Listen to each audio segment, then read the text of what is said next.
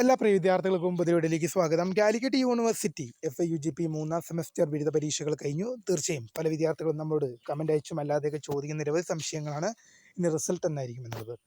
വിശദമായ വാർത്തയിലേക്ക് നോക്കുന്നതിന് മുമ്പായി ആദ്യമായിട്ട് ഈ ചാനൽ കാണുന്ന വിദ്യാർത്ഥി ഉണ്ടെങ്കിൽ തീർച്ചയായും ലൈക്കും കൂടി ചെയ്ത് കാണാൻ പ്രത്യേകം ശ്രദ്ധിക്കാം. ലൈക്ക് ചെയ്യുന്നതിനൊപ്പം തീർച്ചയായും നിങ്ങളുടെ സുഹൃത്തുക്കളിലേക്ക് നിങ്ങൾക്ക് ഉപകാരപ്പെടുന്നുണ്ടെങ്കിൽ തീർച്ചയായും നിങ്ങളുടെ സുഹൃത്തുക്കളിലേക്ക് ഒന്ന് ഷെയറും കൂടി ചെയ്യുക. അതുപോലെ നമ്മുടെ ചാനൽ വാട്സപ്പ് ചാനൽ ജോയിൻ ചെയ്യാൻ ആഗ്രഹിക്കുന്നവരുണ്ടെങ്കിൽ തീർച്ചയായും വാട്സപ്പ് ചാനൽ ജോയിൻ ചെയ്യാനുള്ള ലിങ്ക് നിങ്ങൾക്ക് വീഡിയോയ്ക്ക് നല്ല ഡിസ്ക്രിപ്ഷൻ ബോക്സിൽ നൽകുന്നതായിരിക്കും. അപ്പോൾ നമുക്ക് ഇതിനെ വളരെ പ്രധാനമറിയിക്കുന്ന വാർത്തയിൽ തന്നെ അടങ്ങാം. കാലിക്കറ്റ് യൂണിവേഴ്സിറ്റി FIUGP മൂന്നാം സെമസ്റ്റർ ബിരുദ പരീക്ഷകൾ നേരത്തെ പരീക്ഷകൾ കഴിഞ്ഞതാണ്. പല വിദ്യാർത്ഥികളും ചോദിക്കുന്നുണ്ടായിരുന്നു, എന്താണ് വാല്യുവേഷൻ, ലിബറൽ ആണോ, അതിൻ്റെ റിസൾട്ട് എന്നായിരിക്കും വരിക എന്നൊക്കെ.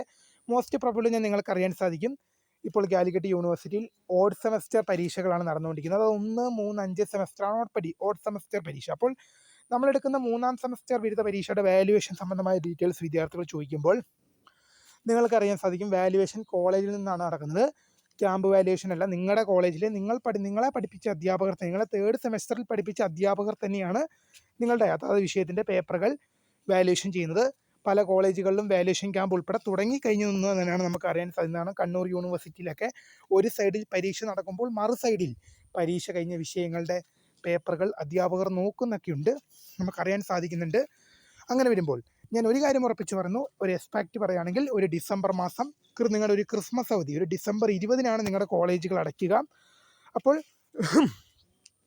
ഒരു ഡിസംബർ മാസം 20-ാം തീയതിക്കുള്ളിൽ തന്നെ, ഡിസംബർ മാസം 20-ാം തീയതി കോളേജ് അടയ്ക്കുന്നതിന് മുമ്പായിട്ട് തന്നെ നിങ്ങളുടെ റിസൾട്ട് വരുമെന്നുള്ളത് പ്രധാനമായും ശ്രദ്ധിക്കുക.